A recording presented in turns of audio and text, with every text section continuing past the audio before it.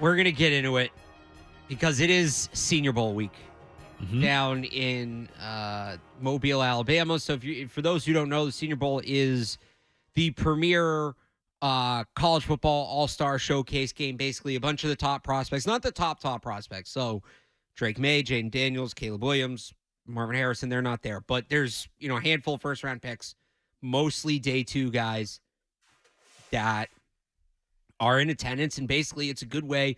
Nobody makes or breaks their draft stock at the Shrine Bowl in the sense that, like, if you're a top 50 pick, you're probably a top 50 pick. Like the Shrine Bowl or the Senior Bowl, either one of them is not going to do a ton of change that. But for instance, if you're somebody who wants Patriots to take a quarterback in the first round, but still get their wide receiver later on, there's a group of about 10 wide receivers that are all expected to go somewhere between like picks 40 and 100.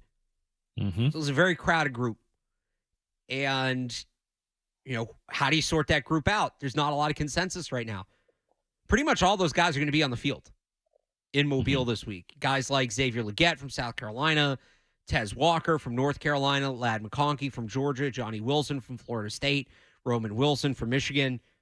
We're going to see these guys go against the same level of competition in the same setting and the same drills, and it's a really good chance to kind of set the board. Tackles the same way. There's another big group of tackles. It's 6 guys. Well, there's 7 guys. One of them's not going to be there. There's 6 guys supposed to go between like 20 and 50. So if you're somebody who wants, quarterback in the first round and then you get your tackle next, either at 34, you move up into the end of the first, who's your guy? There's going to be a really good chance to see kind of who pops out from that group. Guys like Patrick Paul from Houston, Troy Fatanu from Washington, Jordan Morgan from Arizona. This is big for where the Patriots are picking. I know Patriots fans probably have never paid much attention to this event in the past. Maybe a little bit in 21 when they needed a quarterback because some of the quarterbacks, they're right. This is what you do. This is what you look at. So, I'll have it covered all week on 985thesportshub.com and on Twitter at RealAlexBarth. We'll be talking a ton of Senior Bowl. But if anybody wants to call in, talk prospects real quick, 617-779-0985.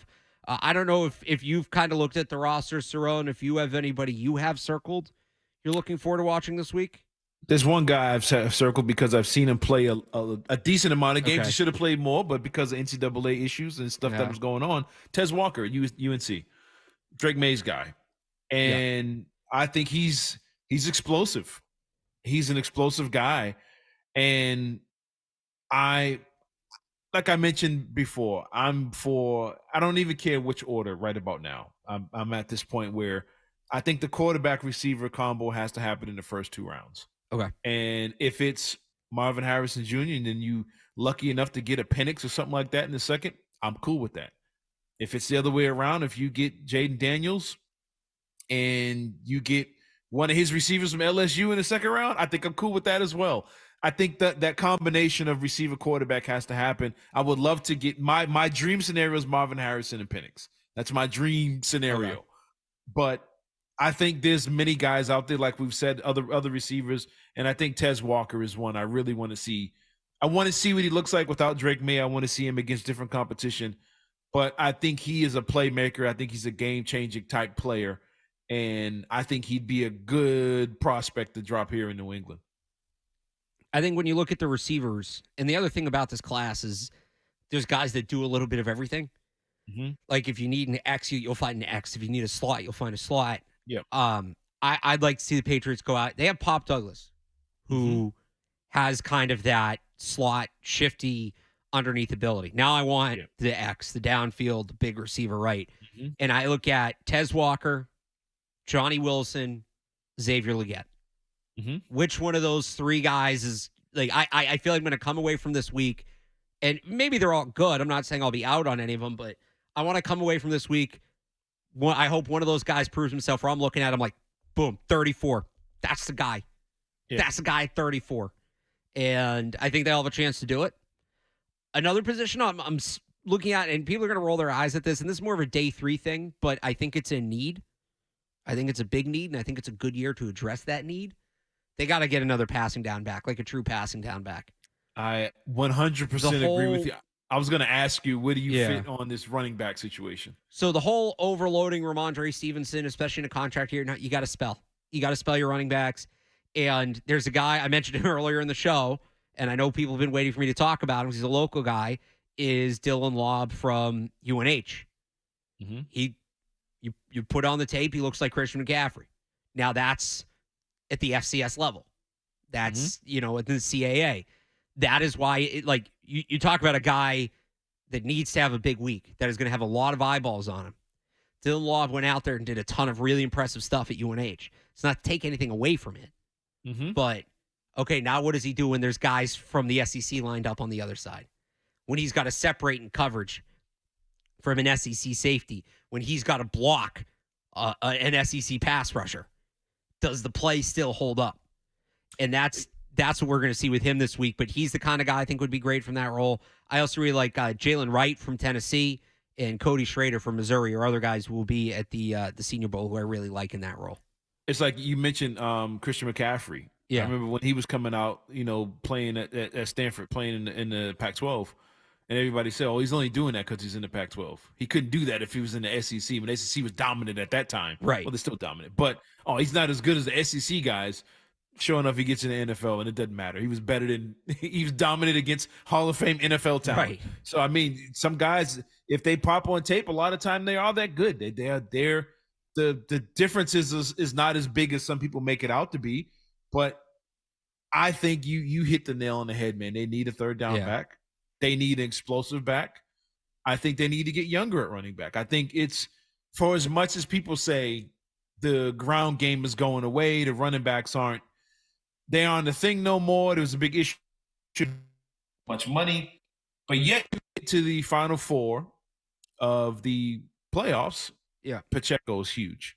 The Ravens' ground game is huge. Christian McCaffrey is huge. The Detroit Lions' ground game is huge. They drafted a running back in the first round. They took a running back in the first round, a burner. And I mean, you still need a dominant ground game to be a dominant team in the NFL. I don't care how you slice it. You got to be able to run the football. And I think they need to address their running back situation big time in this draft. And I think on top of that, just the value of the running back in the passing game. Mm-hmm. And they could use an early down back, and maybe they do that and get ahead of Ramondre Stevenson being in a contract year. And I like Rasheen Ali from Marshall, and I like Ray Davis from Kentucky. So, there's guys that they can get who are playing in this game, too, for that role. But I think the pass-catching back is just so big. And you talked about the quarterbacks. Michael Penix obviously trying to prove that, he's better than he was in the national championship game. He'll be back on the field. I don't know how much Bo Nix can prove. He started 61 games in college. Yeah, I think it's enough tape out there for him. Right. I kind of want to see him throwing the ball down the field, but he's kind of an anomaly in a game like this. Mm-hmm. One guy I am really looking forward to watching, Cerrone, and let me clarify this.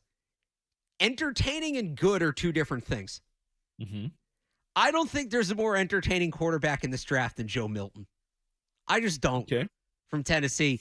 Yeah. 6'5", 235. He can throw the ball 65 yards from a standstill. Doesn't use his lower half.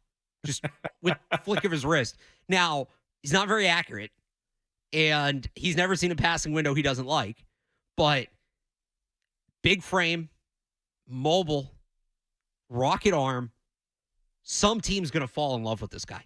Absolutely. He's going to get in the combine and just he's going to be the guy everybody's tweeting about. He's going to go viral when they get to the combine. Like you said, when he starts launching rockets all over the field, right, people are going to be watching him the entire combine, and his stock is going to rise simply on that alone. What's the kid? What's the quarterback at played for the Tennessee Titans? The backup quarterback. Malik Willis. Malik Willis.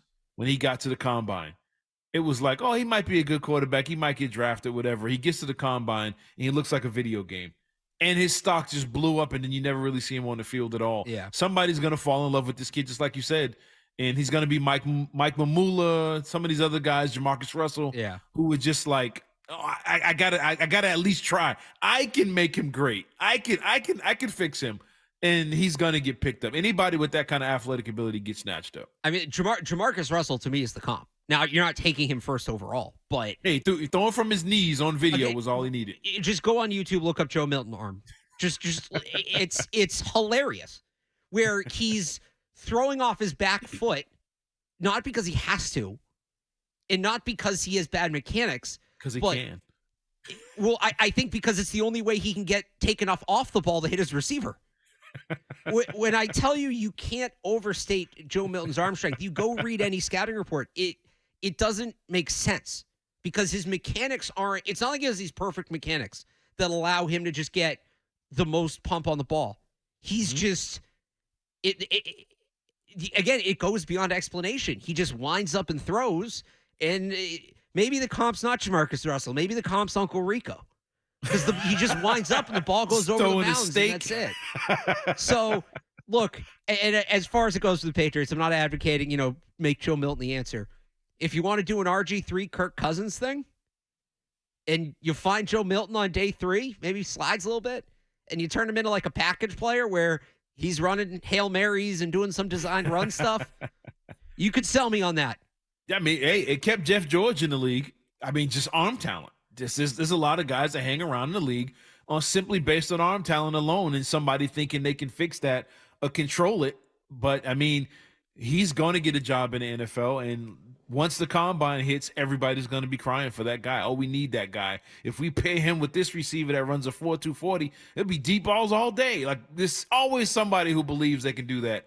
And it never really works out, but somebody's going to take this kid early. Let me ask you about one more quarterback that's going to be there, because I know it's South Carolina, not North Carolina, but I know you follow your rivals, right, and all that. Spencer Rattler was an Elite 11 MVP, 5-star recruit, went to Oklahoma, was a Heisman favorite, loses the job to Caleb Williams.